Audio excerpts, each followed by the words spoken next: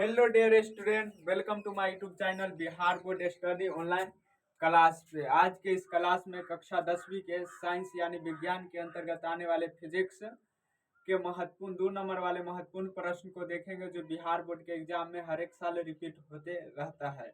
और आगे जितने भी एग्जाम होंगे उसमें 27, 28, 29 जितने भी एग्जाम होंगे सभी में पूछने की संभावना है। तो आइए देखते हैं। सबसे फर्स्ट नंबर प्रश्न कर रहा है, अवतल दर्पण के क्या उपयोग है।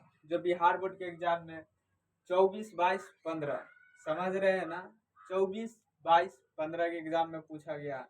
अनगिनत जितने भी एग्जाम होंगे सभी में पूछे जाएंगे। तो आइए इसका आंसर लिखते हैं और समझते हैं और पढ़ते हैं।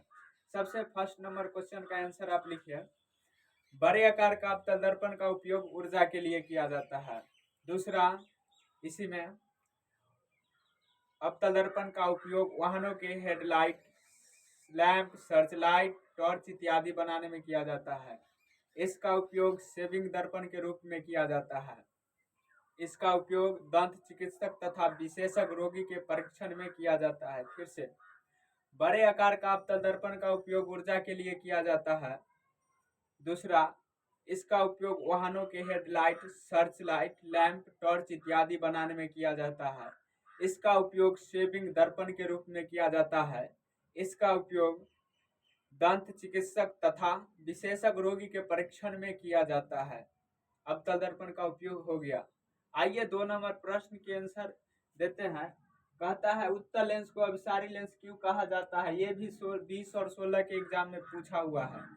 उत्तल लेंस को अभिसारी लेंस क्यों कहा जाता है। आंसर, उत्तल लेंस के द्वारा आपतित समांतर किरणें अपवर्तन के फलस्वरूप एक बिंदु पर मिलती है। उत्तल लेंस के द्वारा आपतित समांतर किरणें अपवर्तन के फलस्वरूप एक बिंदु पर मिलती है। यानी उत्तल लेंस प्रकाश के समांतर आती किरणों को अपसरित करता है। अंत यही गुण के कारण उत्तल लेंस को अभिसारी लेंस कहते हैं। फिर से, उत्तल लेंस के द्वारा आपतित समांतर किरणें अपवर्तन के फलस्वरूप एक बिंदु पर मिलती है। यानी उत्तल लेंस प्रकाश के समांतर आती किरणों को अपसरित करता है।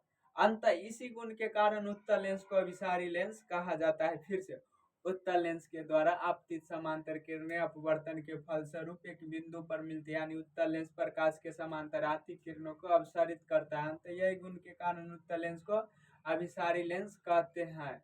हो गया याद, पक्का करिएगा। आइए 3rd नंबर क्वेश्चन की ओर चलते हैं। विद्युत विभव की परिभाषा दे एवं इसका एसआई मात्रक लिखे। विद्युत विभव की परिभाषा दे एवं इसका एसआई मात्रक लिखे। ये भी 23 और 22 के एग्जाम हुआ था, उसमें पूछा हुआ है। तो आइए, विद्युत विभव, इकाई धन आवेश। उत्तर, इकाई धन आवेश को अनंत से विद्युतीय क्षेत्र के किसी बिंदु तक लाने में संपादित कार्य को उस बिंदु का विद्युत विभव कहते हैं। इसका ऐसा मात्रक वोल्ट होता है। यह एक अदिश राशि है। इकाई, फिर से, इकाई धन आवेश को अनंत से विद्युतीय क्षेत्र के किसी बिंदु तक लाने में संपादित कार्य को उस बिंदु का विद्युत विभव कहते हैं। यह एक, इसका ऐसा मात्रक वोल्ट होता है। यह एक अदिश राशि है। फिर से, इकाई धन आवेश को अनंत से विद्युतीय क्षेत्र के किसी बिंदु तक लाने में संपादित कार्य को इस बिंदु का विद्युत विभव कहते हैं। यह एक अदिश राशि है और इसका ऐसा मात्रक वोल्ट होता है। आइए 4 नंबर क्वेश्चन कहता है, ओम के नियम। 20, 22, 18 और 17, 22, 20, 18 और 17 के एग्जाम में पूछा गया ओम का नियम। आइए, उनका नियम कहता है, 1826 ईस्वी में जॉर्ज साइमन ओम ने 1826 ईस्वी में जॉर्ज साइमन ओम ने किसी चालक के सिरों पर लगाए विभवांतर तथा उसमें प्रवाहित होने वाला विद्युत धारा का संबंध एक नियम के द्वारा व्यक्त किया, तो इस नियम को ओम का नियम कहा जाता है। आइए फिर से पल्ला पर आते हैं। पल्ला तो नहीं पढ़ा होगा। 1826 ईस्वी में जॉर्ज साइमन ओम ने किसी चालक के सिरों पर लगाए विभवांतर तथा उसमें प्रवाहित होने वाला विद्युत धारा का संबंध एक नियम के द्वारा व्यक्त किया, तो इस नियम को ओम का नियम कहा जाता है। 1826 ईस्वी में जॉर्ज साइमन ओम ने किसी चालक के सिरों पर लगाए विभवांतर तथा उसमें प्रवाहित होने वाला विद्युत धारा का संबंध एक नियम के द्वारा व्यक्त किया, तो इस नियम को ओम का नियम कहा जाता है। ऐसे I बराबर V बटा R लिख लीजिएगा। I बराबर भी बढ़ता, हाँ भी, हाँ हाँ हाँ, ऐसे भी बराबर आई बटा, सॉरी भी बराबर आई बटा आर लिख लीजिएगा, ऐसे भी बराबर आई आर। समझे? आइए, विद्युत मोटर का सिद्धांत क्या है, 2020 में पूछा हुआ क्वेश्चन है, इसका आंसर लिखिए, पूछेगा आगे। विद्युत मोटर का सिद्धांत, विद्युत मोटर का सिद्धांत, जब किसी कुंडली को चुंबकीय क्षेत्र में रखकर उसमें धारा प्रवाहित की जाती है तो कुंडली में एक बल युग्म कार्य करने लगता है जो कुंडली को उसी अक्ष पर घुमाने का प्रयास करता है। यदि कुंडली उसी अक्ष पर घूमने के लिए स्वतंत्र हो तो वह घूमने लगती है, इसे ही विद्युत मोटर का सिद्धांत कहते हैं। फिर से, जब किसी कुंडली को चुंबकीय क्षेत्र में रखकर उसमें धारा प्रवाहित की जाती है तो कुंडली में एक बल युग्म कार्य करने लगता है जो कुंडली को उसी अक्ष पर घुमाने का प्रयास करता है। यदि कुंडली घूमने के लिए स्वतंत्र हो तो वह घूमने लगती है, इसे ही विद्युत मोटर का सिद्धांत कहते हैं। फिर से, जब किसी कुंडली को चुंबकीय क्षेत्र में रखकर उसमें धारा प्रवाहित की जाती है तो कुंडली में एक बल युग्म कार्य करने लगता है जो कुंडली को उसी अक्ष पर घुमाने का प्रयास करता है। यदि कुंडली घूमने के लिए स्वतंत्र हो तो वह घूमने लगती है, इसे ही विद्युत मोटर का सिद्धांत कहते हैं। आइए, अपना 6 नंबर क्वेश्चन कहता है, दो चुंबकीय क्षेत्र रेखाएं एक दूसरे को प्रतिच्छेदी क्यों नहीं करती है। दो चुंबकीय क्षेत्र रेखाएं एक दूसरे को प्रतिच्छेदी क्यों नहीं करती है, 2019 के एग्जाम में पूछा गया है।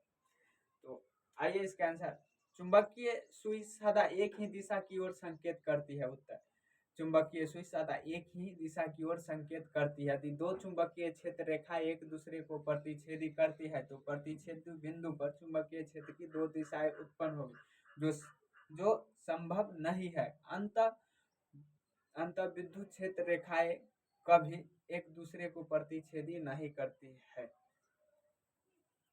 चुंबकीय सुई सदा एक ही दिशा की ओर संकेत करती है। यदि दो चुंबकीय क्षेत्र रेखा एक दूसरे को प्रतिच्छेदी करती है तो प्रतिच्छेदी बिंदु पर चुंबकीय क्षेत्र रेखाएं की दो दिशा उत्पन्न हो जाएगी जो संभव नहीं है। अंत विद्युत क्षेत्र रेखाएं कभी चुंबकीय क्षेत्र रेखाएं कभी एक दूसरे को प्रतिच्छेदी नहीं करती है।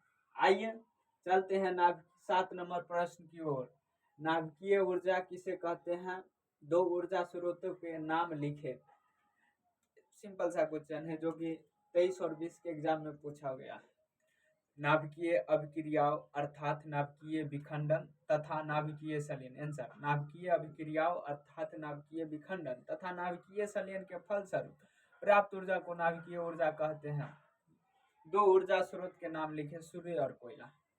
फिर से, नाभिकीय अभिक्रियाओं अर्थात नाभिकीय विखंडन तथा नाभिकीय संलयन के फलस्वरूप प्राप्त ऊर्जा को नाभिकीय ऊर्जा कहते हैं। इसके दो स्रोत का नाम सूर्य और कोयला। आइए, प्रकाश का वन विक्षेपण से आप क्या समझते हैं, इंद्रधनुष की व्याख्या करें। प्रकाश का वन विक्षेपण, इंद्रधनुष की व्याख्या।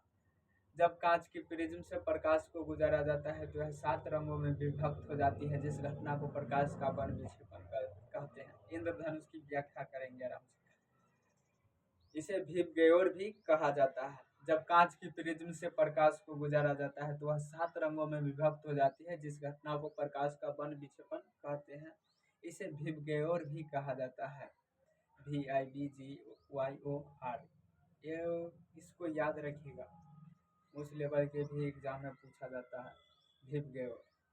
आइए, इंद्रधनुष की व्याख्या करते हैं।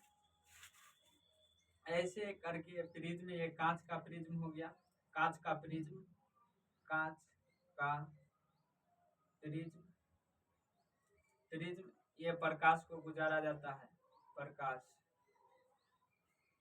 प्रकाश, और ये यहाँ से निकलता है, 7 को निकलता है, 7।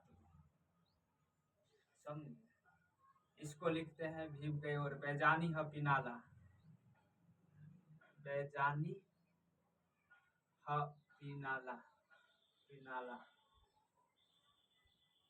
इसका अर्थ है बैगनी, जामुनी, नीला, हरा, पीला, नारंगी, लाल। इसका अर्थ है बैगनी, जामुनी, नीला, हरा, पीला, नारंगी, लाल।